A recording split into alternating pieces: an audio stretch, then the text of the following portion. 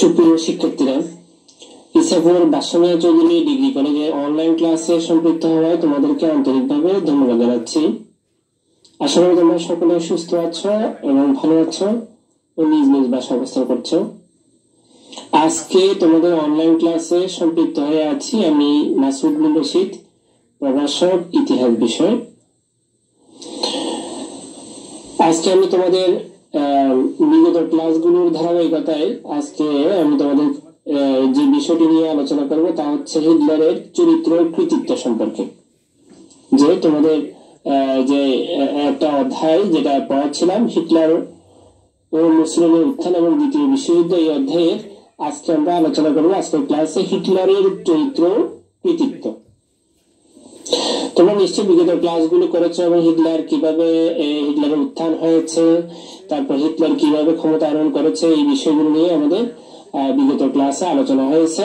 আশা করি তোমরা ক্লাসগুলো মনোযোগ সহকারে করেছো এবং হিটলার সম্পর্কে তোমাদের মোটামুটি একটা ভালো ধারণা হয়েছে বলে আমি মনে করি। তাহলে আসো প্রিয় শিক্ষার্থীরা, যে আমরা হিটলারের চরিত্র কৃতিত্ব সম্পর্কে আমরা পড়তে গেলে বা জানতে গেলে আমরা ইতিহাসের পাতা থেকে আমরা যে জিনিসগুলো পাই, যে বিশ্বের ইতিহাসে একজন বিচক্ষণ যে রাজনীতিজ্ঞ, তারপর যে শ্রেষ্ঠ সমরনায়ক ও শ্রেষ্ঠ কূটনীতিবিদ হিসেবে হিটলারের নাম তোমার সমুজ্জ্বল রয়েছে। যে একজন বিচক্ষণ রাজনীতিজ্ঞ, শ্রেষ্ঠ সমরনায়ক ও শ্রেষ্ঠ কূটনীতিবিদ হিসেবে হিটলারের নাম সমুজ্জ্বল রয়েছে। হিটলার তার অসাধারণ সামরিক শক্তির প্রভাবে সমগ্র বিশ্বের রাজনীতিতে অভাবনীয় আলোড়ন সৃষ্টি করেন। তার সামরিক প্রতিভা জুলিয়াস সিজার, তারপর তোমার নেপোলিয়ন, আলেকজান্ডার প্রমুখ দিগ্বিজয়ী শাসকদের সামরিক প্রতিভার সাথে তোমার তুলনা করা যায় এই হিটলারের সামরিক কৌশল। যে হিটলারের যে সামরিক যে প্রতিভা রয়েছে, যে কৌশল রয়েছে, তা তোমার জুলিয়াস সিজার, এরপরে নেপোলিয়ন বোনাপার্ট, তারপর তোমার আলেকজান্ডার, এই ধরনের প্রমুখ এই ধরনের অনেক দিগ্বিজয়ী শাসকদের সামরিক যে প্রতিভা তার সাথে তুলনা করা যায় হিটলারকে। এরপর তোমার প্রথম বিশ্বযুদ্ধে যে পরাজয় হয়েছিল তোমার জার্মানি, এই জার্মানির পরাজয়ের ফলশ্রুতিতে যে জার্মানির জনগণের যে চরম হতাশা যে পরিলক্ষিত হয়, হিটলার তোমার এই হতাশা দূর করার জন্য তোমার জার্মানিকে পৃথিবীর অন্যতম প্রধান শক্তিতে পরিণত করেন। যে জার্মানি, তোমরা নিশ্চয়ই জানো যে প্রথম বিশ্বযুদ্ধ সম্পর্কে আমরা আলোচনা করেছি। সেই অধ্যায়টা আমরা আলোচনা এবং পর্যালোচনা করলে আমরা দেখতে পাই যে প্রথম বিশ্বযুদ্ধের পরাজয়ের মাধ্যমে জার্মানি রাষ্ট্রকে যেভাবে পঙ্গু করে দেওয়া হয়েছিল, অর্থনৈতিকভাবে, সামরিকভাবে, রাজনৈতিকভাবে এবং বিশ্ব পরিমণ্ডলে যে জার্মানির যে একটা সুনাম, সুখ্যাতি, যে একটা মর্যাদার আসনে ছিল, সেখান থেকে জার্মানিকে এই প্রথম বিশ্বযুদ্ধের অপরাধী হিসাবে সাব্যস্ত করে জার্মানির যে একটা মজবুত এবং শক্তিশালী অবস্থান ছিল, সেখান থেকে জার্মানিকে কি করা হয় তোমার জার্মানিকে তোমার প্রথম বিশ্বযুদ্ধের অপরাধী হিসাবে সাব্যস্ত করে তাদেরকে তাদের অর্থনৈতিক এবং সামরিক ক্ষেত্রে এবং বিশ্ব পরিমণ্ডলে তাদের ভাবমূর্তি ক্ষুণ্ণ করা হয়। এবং এইভাবেই তোমার এই অবস্থা থেকে জার্মানিকে তোমার উত্তরণের জন্য, জার্মানিকে তোমার মর্যাদার আসনে অধিষ্ঠিত করার জন্য প্রাণবন্ত প্রচেষ্টা চালিয়ে যান কে? এই হিটলার। হিটলার ছিল তোমার অত্যন্ত গরিব পরিবারের ছেলে। হিটলারের ইতিহাস এবং তার পারিবারিক এবং সামাজিক অবস্থা আমরা বিশ্লেষণ করলে আমরা দেখতে পাই, হিটলার ছিল অত্যন্ত একটা গরিব পরিবারের ছেলে। তোমার পৃথিবীর কোন রাষ্ট্রনায়ক বোধহয় দারিদ্র্যের মধ্যে মানুষ হয়ে এত বিপুল শক্তির অধিকারী হতে পারেননি। আমরা পৃথিবীর রাষ্ট্রনায়কদের ইতিহাস পর্যালোচনা করলে পৃথিবীর রাষ্ট্রনায়কদের পারিবারিক, রাজনৈতিক, সামাজিক, অর্থনৈতিক অবস্থা আমরা বিশ্লেষণ করলে আমরা দেখি যে হিটলারের মতো এত দরিদ্র পরিবারের সন্তান হয়ে এত বিপুল শক্তি অধিকারী হতে পেরেছে বলে কেউ কোন রাষ্ট্রনায়ক আমরা সেটা ইতিহাসে খুঁজে পাই না। হিটলার ছিলেন তোমার একজন অস্ট্রিয়ান নাগরিক। হিটলার মূলত ছিল একজন অস্ট্রিয়ান নাগরিক। প্রথম মহাযুদ্ধে তিনি জার্মান সৈন্য দলে কাজ করেন।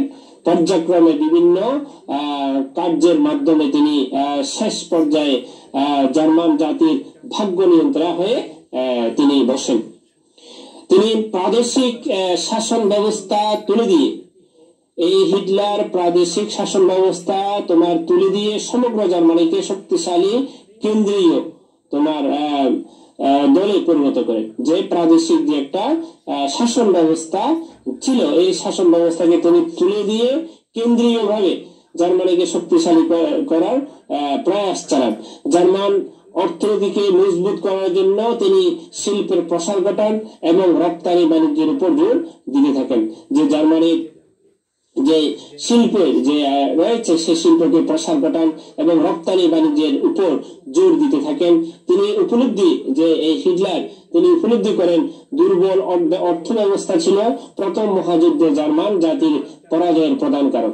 যে হিটলার অনুধাবন করেন, হিটলার বুঝতে পারেন যে জার্মানির পরাজয়ের অন্যতম প্রধান কারণ হচ্ছে জার্মানি যে প্রথম বিশ্বযুদ্ধে জার্মান পরাজিত হয়েছিল সেই পরাজয়ের কারণ, সে পরাজয়ের মূল উদ্দেশ্য তিনি চিহ্নিত করেন যে সেটা হচ্ছে যে তোমার জার্মানির অর্থনৈতিক যে দুর্বল অর্থনীতির কারণে প্রথম বিশ্বযুদ্ধে জার্মান কি হয়েছিল তোমার পরাজিত হয়েছিল বলে হিটলার মনেও করেন।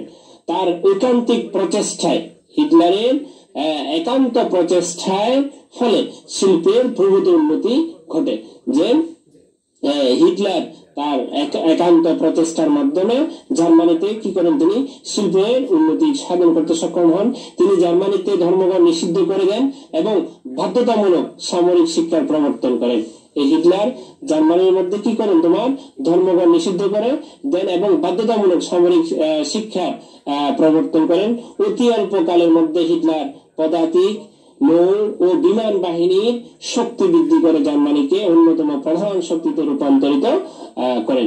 যে জার্মানকে হিটলার কি করেন, জার্মানিকে তোমার সামরিক দিক দিয়ে শক্তিশালী করার জন্য তিনি পদাতিক বাহিনী, তারপর তোমার নৌবাহিনী, এরপরে নৌবাহিনীর মধ্যে তিনি শক্তি বৃদ্ধি করেন এবং পর্যায়ক্রমে তিনি সামরিক বাহিনীটাকে শক্তিশালী করে করার চেষ্টা চালান এবং তিনি সেটা করতে সক্ষম হন এই হিটলার। আমরা হিটলারের চরিত্র এবং তার কৃতিত্ব ব্যাখ্যা বিশ্লেষণ করতে গেলে আমরা আরো জানতে পারি যে বৈদেশিক যে নীতির ক্ষেত্রে হিটলারের লক্ষ্য ছিল যে তোমার ভার্সাই সন্ধি বাতিল করে তার শর্তাদি লঙ্ঘন করা। যে হিটলারের যে বৈদেশিক নীতি সেই নীতিতে আমরা ব্যাখ্যা বিশ্লেষণ করলে আমরা দেখতে পাই তার লক্ষ্য উদ্দেশ্য হচ্ছে ভার্সাই সন্ধি। যে তোমরা আশা করি ভার্সাই সন্ধি কি সেটা তোমরা জানো, যে প্রথম বিশ্বযুদ্ধে যে মাধ্যমে যেই সন্ধির মাধ্যমে প্রথম বিশ্বযুদ্ধ কি হয়েছিল, পরিসমাপ্তি হয়েছিল, সেই সন্ধিটার নাম হচ্ছে তোমার ভার্সাই সন্ধি। আর এই ভার্সাই সন্ধির মাধ্যমে তোমার কি করা হয়েছিল, জার্মানিকে প্রথম বিশ্বযুদ্ধের জন্য অপরাধী সাব্যস্ত করে ক্ষতিপূরণ আরোপ করার জন্য কি করা হয়, তাদেরকে বাধ্য করা হয়। এবং এই কারণে জার্মান জাতি এবং জার্মান রাষ্ট্র এই ক্ষতিপূরণ আরোপ করতে গিয়ে তাদের অর্থনৈতিক অবস্থা কি হয়ে যায়, তোমার ভেঙে যায়। এবং তাদের এই অর্থনৈতিক অবস্থাকে পুনরুদ্ধার করার জন্য এবং শক্তিশালী অর্থনৈতিক অবস্থা বজায় রাখার জন্য তোমার হিটলার তিনি সিদ্ধান্ত নেন, তিনি বুঝতে পারেন, তিনি অনুধাবন করেন যে তা আমাদের কি করতে হবে, ভার্সাই সন্ধি লঙ্ঘন করতে হবে। আর তিনি তাই ভার্সাই সন্ধি লঙ্ঘন করার জন্য কি করেন, চেষ্টা করেন। বস্তুত ভার্সাই সন্ধি তোমার সন্ধিতে জার্মানির প্রতি চরম অবিচার করা হয়। যে আমরা ভার্সাই সন্ধি আমরা নিশ্চয় পড়েছি, আগে জেনেছি যে ভার্সাই সন্ধি ব্যাখ্যা বিশ্লেষণ করলে দেখি যে তোমার এই ভার্সাই সন্ধির মাধ্যমে জার্মানির প্রতি কি করা হয়েছে, চরম অবিচার করা হয়েছে।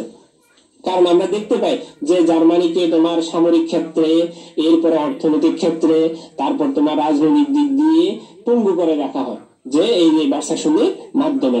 তিনি জাতীয় কলঙ্ক স্বরূপ ভার্সাই সন্ধি বর্জন করে জার্মানির ঋতু গৌরব পুনঃপ্রতিষ্ঠা করবেন। হিটলারের নেতৃত্বে জার্মানির পরাজয়ের গ্লানি মুছে যাবে এবং অপমানকর ভার্সাই সন্ধি বাতিল হয়ে যাবে। এইরকম গভীর আশায় বুক বেঁধে সাধারণ জনগণ হিটলারের নেতৃত্বকে স্বাগত জানায়। তাই অনেকে নিকট প্রশ্ন জাগে যে অপমানকর ভার্সাই সন্ধির কবল হতে জার্মানিকে মুক্ত করার জন্যই কি হিটলারের অভ্যুদয় ঘটে? তোমার হিটলারের অভ্যুদয়ের জন্য শুধু ভার্সাই সন্ধি একমাত্র কারণ তা মনে করা সঙ্গত নয়। কারণ প্রথমত হিটলার ভার্সাই সন্ধির 14 বছর পর ক্ষমতা কি হয়েছিল? অধিষ্ঠিত হন। দ্বিতীয়ত প্রথম বিশ্বযুদ্ধের প্রথম কয়েক বছরের মধ্যে কি হয়? ভার্সাই সন্ধির বিরুদ্ধে আন্দোলন জোরদার হয়নি।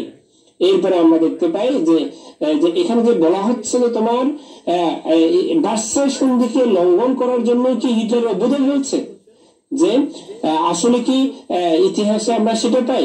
কিন্তু না, আমরা দেখতে পাচ্ছি যে হিটলারের যে অভ্যুদয় হয়েছে সেটা ভার্সাই সন্ধিকে লঙ্ঘন করার জন্য নয়। কারণ কি আমরা দেখতে পাই হিটলারের তোমার ক্ষমতা অধিষ্ঠিত হয়েছে ভার্সাই সন্ধি হওয়ার 14 বছর পর। এরপরে আমরা আরো দেখতে পাই যে প্রথম বিশ্বযুদ্ধের প্রথম কয়েক বছরের মধ্যে কি হয়? ভার্সাই সন্ধির বিরুদ্ধে আন্দোলন জোরদার হয়নি। এরপর আমরা আরো দেখতে পাই জার্মানির দখলকৃত স্থান ইউরোপীয় শক্তিগুলো 1930 খ্রিস্টাব্দে পরিত্যাগ করে এবং জার্মানি 1931 খ্রিস্টাব্দের মধ্যে যুদ্ধের ক্ষতিপূরণ বাবদ সমস্ত অর্থ প্রদান করে। 1932 খ্রিস্টাব্দে জার্মানিকে একটি বৃহৎ সামরিক শক্তি হিসেবে গ্রহণ করা হয়।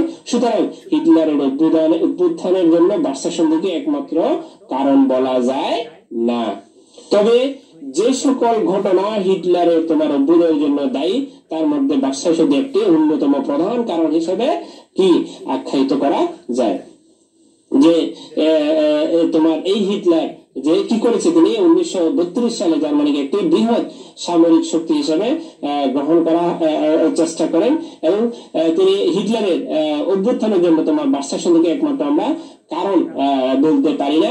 তবে আমরা এটা বলতে পারি যে হিটলারের যে অভ্যুত্থানের জন্য দায়ী তার মধ্যে ভার্সাই সন্ধি কি ছিল? একটি অন্যতম প্রধান কারণ হিসেবে। যে হিটলার এর অভ্যুত্থানের কেন হয়েছে, যে হিটলার অভ্যুত্থানের অন্যতম একটি কারণে বা একটা ক্ষেত্র, একটা জায়গা তৈরি করে দেওয়ার পিছনে আমরা ভার্সাই সন্ধিকে কি আমরা তোমার ভার্সাই সন্ধিকে আমরা বলতে পারি।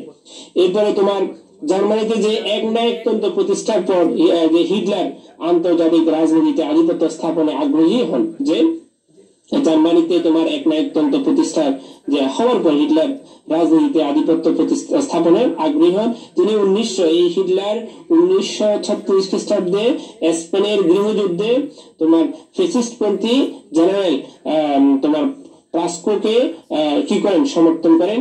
তারপর ইতালিতেও এই যুদ্ধে প্রাস্কোকে সাহায্য করেন। প্রাস্কো ওই বিপ্লবে সাহায্য লাভ করেন।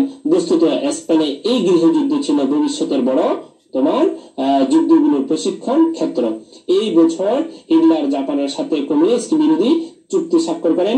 1937 খ্রিস্টাব্দে তোমার ইতালিও উক্ত চুক্তিতে যোগদান করে। ফলে তিনটি দেশের জার্মান, জাপান ও ইতালির মধ্যে কি হয়?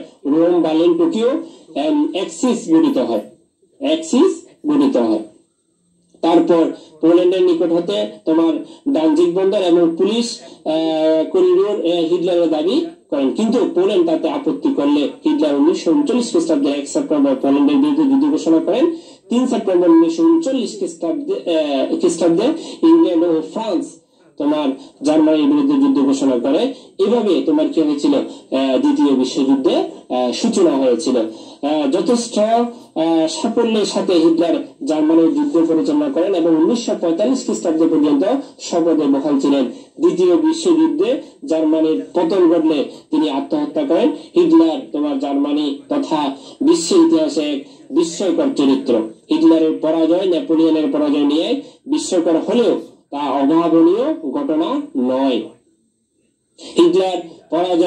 হিটলারের যে পরাজয় তাই তার অভাবনীয় তোমার সাংগঠনিক শক্তি ও সামরিক প্রতিভাকে ম্লান করতে পারেনি। হিটলার তার পুস্তক মেইন ক্যাম্পে এই নিজ জীবন তথা রাজনৈতিক মতবাদ ব্যক্ত করেছিলেন। তারপর তোমার হিটলার নাৎসিবাদের মাধ্যমে তিনি সমাজতন্ত্রের মতাদর্শকে প্রচার করেছেন। বিশ্ব ইতিহাসে হিটলার একটি বিশেষ বিতর্কিত ব্যক্তিত্ব। আশা করি প্রিয় শিক্ষার্থীরা আজকের এই আলোচনা থেকে তোমরা হিটলারের যে চরিত্র এবং হিটলারের যে জার্মানির জন্য তার যে কৃতিত্ব এই বিষয়টা তোমরা বুঝতে পেরেছ। আর তোমরা হিটলার সম্পর্কে, হিটলারের চরিত্র কৃতিত্ব সম্পর্কে আরো বিস্তারিত জানার জন্য তোমরা তোমাদের পাঠ্যপুস্তকের হিটলারের কৃতিত্ব চরিত্র এই বিষয়টি পড়লে আরো ভালো তার তথ্য জানতে পারবে বলে আমি মনে করি, এবং তোমরা বাসায় মনোযোগ সহকারে পড়বে সেই আশা ব্যক্ত করে আমি আজকের ক্লাস এখানে শেষ করলাম। তোমরা সকলে সুস্থ থাকো এবং ভালো থাকো। সকলকে ধন্যবাদ।